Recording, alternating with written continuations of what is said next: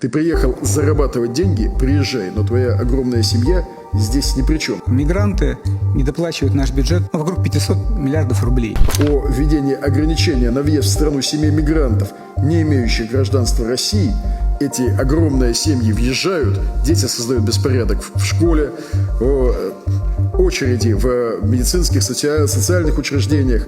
По разным оценкам мы сэкономим десятки миллиардов рублей, кстати, если не будем бесплатно учить и лечить. Ты приехал зарабатывать деньги, приезжай, но твоя огромная семья здесь ни при чем. По оценкам различных экспертов, мигранты недоплачивают наш бюджет вокруг 500 миллиардов рублей. Это много. Посмотреть объем денег, которые они переводят за границу, объем денег, которые сейчас уплачиваются налоги, это цифры не совпадающие. Поэтому у нас есть предложение запретить мигрантам переводить за рубеж больше размера своей официальной зарплаты. Мы предлагаем привязать Мигрант ID, цифровой профиль иностранного гражданина, к приложениям всех банков.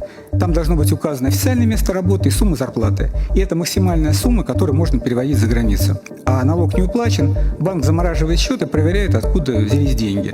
Если это нелегальный доход, мигрант заплатит налог и штраф. При повторном нарушении, наверное, можно делать депортацию.